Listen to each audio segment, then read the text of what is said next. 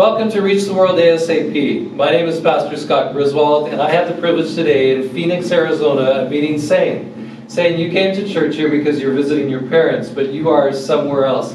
Actually, we want to go back in your story quite a ways, so start from the beginning and tell us how you came to know Jesus and how he is leading your life. Yes, Pastor Scott. I was a Buddhist until my age 14. You were a Buddhist in what country, where? Tell us a little more about it. I was Buddhist in Myanmar. Used to call it Burma. Yeah, and when I was 9 years old, my parents moved to Thailand refugee camp, and we stayed there for 10 years. Wow. In the meantime, I went to school at a Seventh-day Adventist mission school, and from there I started to learn about Jesus. So I was quite interested about the Bible, and one day I asked my parents if it's okay if I get baptized, and they were really angry to me because my generations, all of my generation, they were Buddhist. No one was a Christian. So if I become a Christian, I will break the rule of the religion. So my parents told me, if you get baptized, we will not call you as our child, or we will not accept you in the house anymore. You should go and live with your pastor and somebody else. Wow, that must have hit you really, really hard. From living in Southeast Asia, I know how close the families can be, how much it matters that you stick together and that you have the same religion. So they were not joking, they were serious about that, I'm sure. Yes, they are serious about it. And also that time I was around 13 years old, and I was so afraid of to live without parents. So I listened to my parents and didn't pay attention more to the Bible anymore.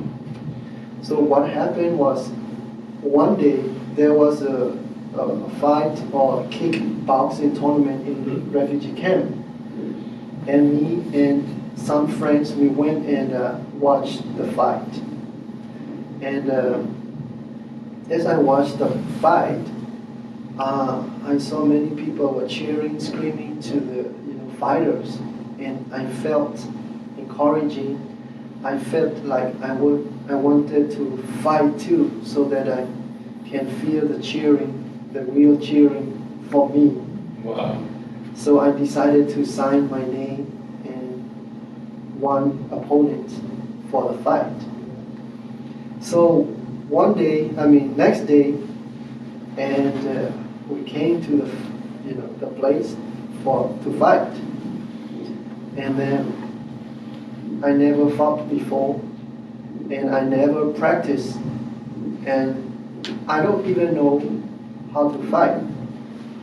I picked the fight because I want to hear people cheering me, or I just want to be famous with kind of luck or accidents.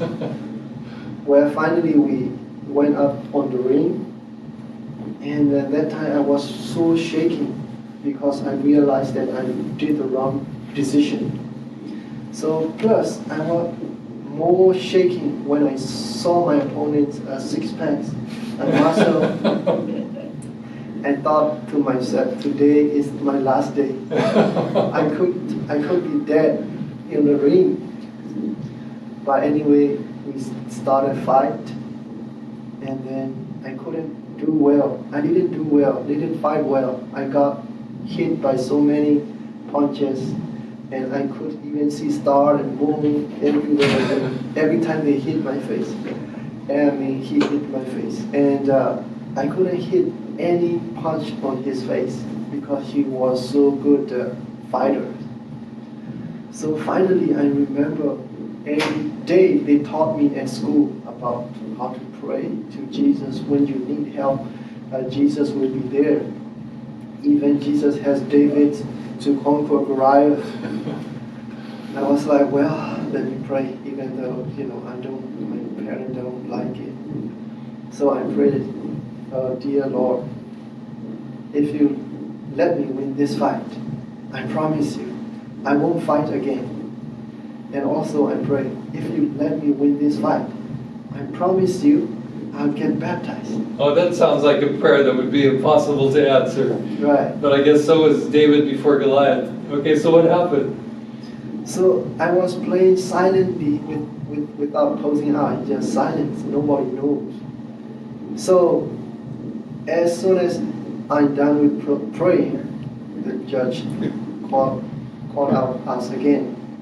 And the judge said, all right, fight now.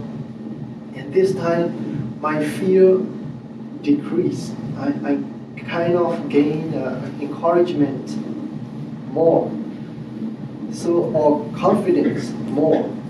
So as soon as the judge released his arms, I right away ran to my opponent. Usually I'm the one who waited for my opponent to come.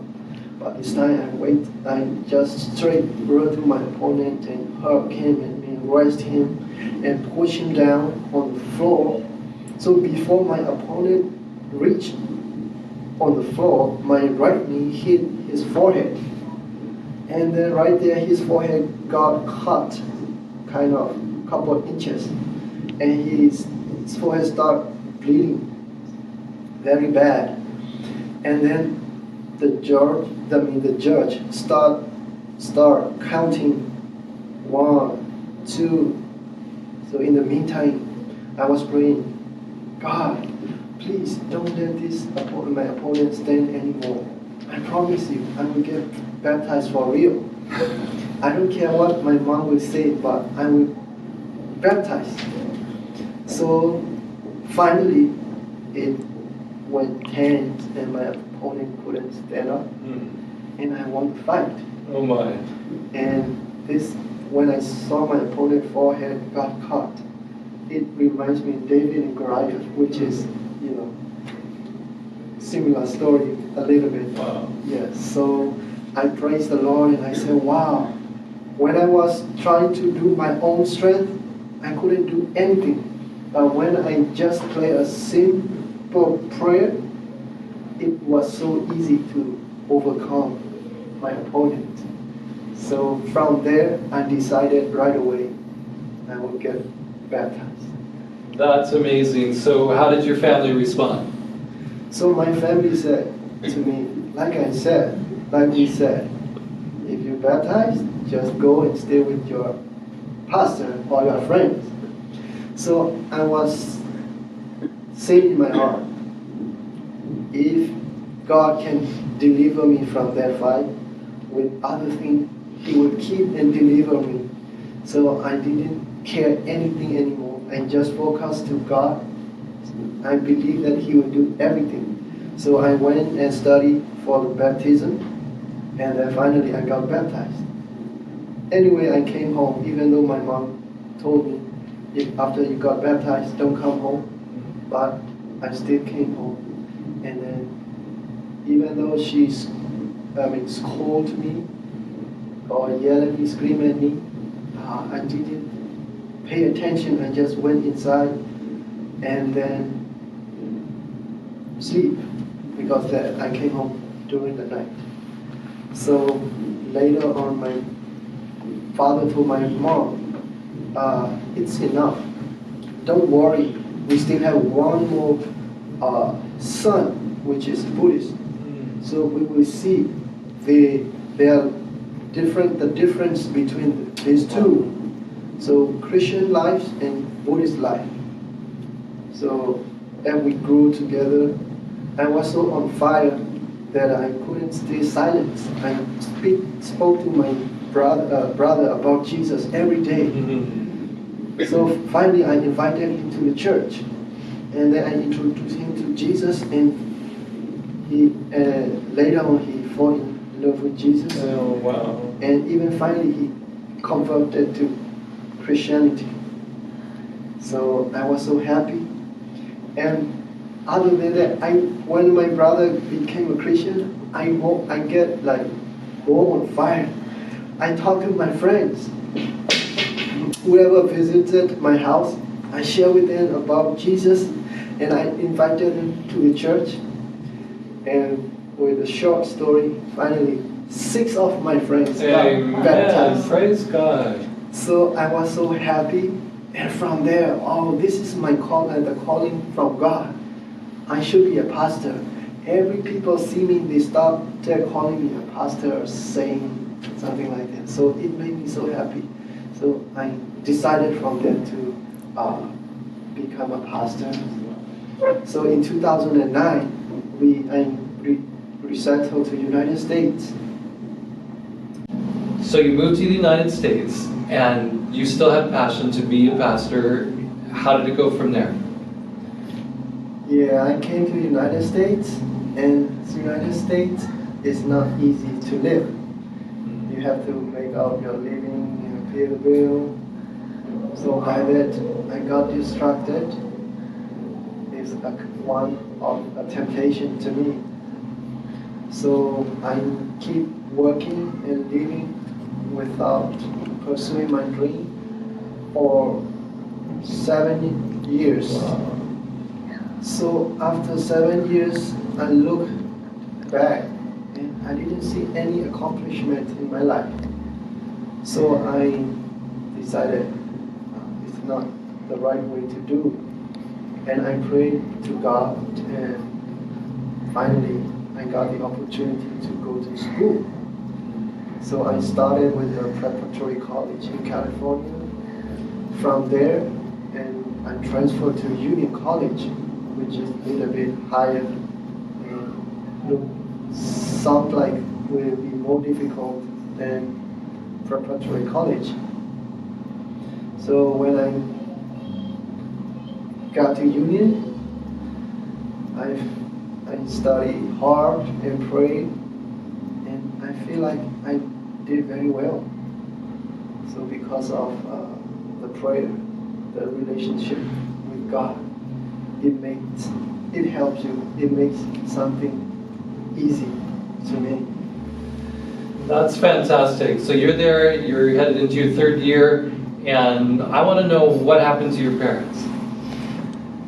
Yeah, as we are Christian, we live a good example for my parents, and they see us as a good children. So we always invite them to visit the church. So sometimes they refuse, sometimes they agree. So sometimes they visit the church, and then I always pray for them that they will find Jesus one day. I just want to be with them in heaven. So they come to church sometimes.